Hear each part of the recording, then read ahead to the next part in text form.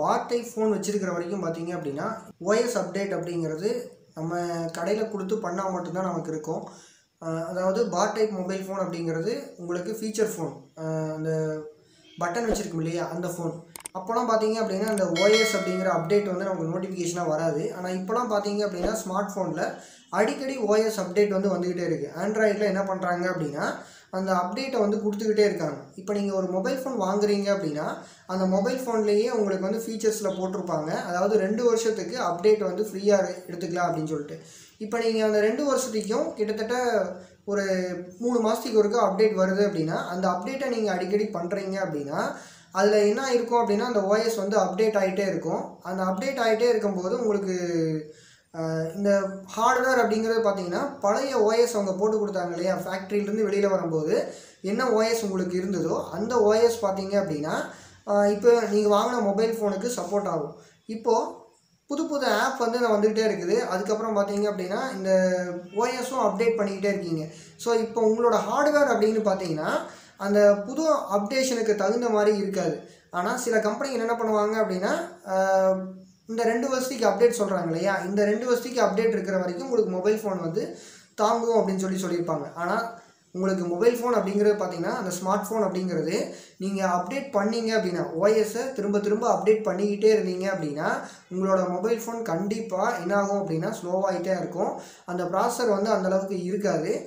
அது மட்டும் இல்லாமல் இப்போ நிறைய ஆப் நம்ம அப்டேட் பண்ணிக்கிட்டே இருப்போம். அந்த அப்டேஷனும் பார்த்தீங்க அப்படின்னா என்ன ஆகும் அப்படின்னா நம்மளோட மொபைல் ஃபோனில் அந்த ஸ்மார்ட் ஃபோனில் அந்த அப்டேஷன் ஆகிக்கிட்டே இருக்கும்போது அந்த ஓஎஸ் பார்த்தீங்க அப்படின்னா அதுக்கு தகுந்த மாதிரி இருக்காது. அதாவது இப்போ என்ன கரண்ட் ஓஎஸ் இருக்குதோ அந்த ஓஎஸுக்கு தகுந்த மாதிரி தான் ஆப் டெவலப்மெண்ட் பண்ணுவாங்க. அதில் அப்டேஷனும் பண்ணுவாங்க. இப்படி அப்டேட் பண்ணிக்கிட்டே இருக்கிறதுனால தான் நம்மளோட ஸ்மார்ட் ஃபோன் அப்படிங்கிறது ஒரு குறிப்பிட்ட வருஷத்துக்கு அப்புறம் என்ன ஆகுது அப்படின்னா அந்த ஸ்லோவாகிறதுக்கு காரணம். அதாவது இப்போ நீங்கள் ஒரு 3 வருஷம் வச்சுருக்கீங்க அப்படின்னா இப்போ என்னோடய ஃபோன் வாங்கி 3 வருஷம் ஆகுது. இந்த 3 வருஷம் பார்த்தீங்க அப்படின்னா நல்லா தான் இருந்துச்சு. ஆனால் இப்போலாம் பார்த்தீங்க அப்படின்னா ரொம்ப ஸ்லோவாகவே இருக்குது. எப்போ பார்த்தாலும் பார்த்தீங்கன்னா ஒரு கேமராவே ஓப்பன் பண்ணாலும் சரி, இல்லை வேறு ஏதாவது எடிட்டிங் பண்ணாலும் சரி, இந்த மாதிரி ஏதாவது ஒரு விஷயம் நம்ம பண்ணும்போது என்ன ஆகுது அப்படின்னா நம்ம அந்த அப்டேஷனுக்கு தகுந்த மாதிரி அந்த மொபைல் ஃபோன் சப்போர்ட் ஆக மாட்டேங்குது. ஸோ இதனால தான் எல்லாத்துக்கும் என்ன ஆகுது அப்படின்னா இந்த ஸ்மார்ட் ஃபோன் அப்படிங்கிறது கொஞ்ச நாள் நல்லாயிருக்கும். அந்த அப்டேஷன் பண்ண என்ன ஆகும் அப்படின்னா ஸ்லோவாக ஆரம்பிக்கும். அது மட்டும் இல்லாமல் பேட்ரி டீக்ரேடேஷன் அப்படிங்கிற ஒரு பிரச்சனையும் இருக்குது. ஸோ இந்த மாதிரி ஸ்மார்ட் ஃபோன் எப்போ வந்துச்சோ அப்போ இருந்து இந்த மாதிரியான பிரச்சனைகள் இருந்துக்கிட்டே தான் இருக்கும், இனிமேலும் இருக்கும் கண்டிப்பாக. ஸோ அதுக்கப்புறம் பார்த்தீங்க அப்படின்னா நீங்கள் ஓஎஸை அப்டேட் பண்ணாமல் வச்சுருக்கலாம். அதுக்கப்புறம் பேட்டரியை ஒன்றுமே பண்ண முடியாது. அந்த பேட்டரியை நீங்கள் என்ன பண்ணி தான் ஆகணும், ரீப்ளேஸ் பண்ணி தான் ஆகணும். ஏன்னா பேட்டரியோட டீக்ரேடேஷன் அப்படிங்கிறது ஒவ்வொரு பேட்டரிக்கும் ஒரு மாதிரி இருக்கும்.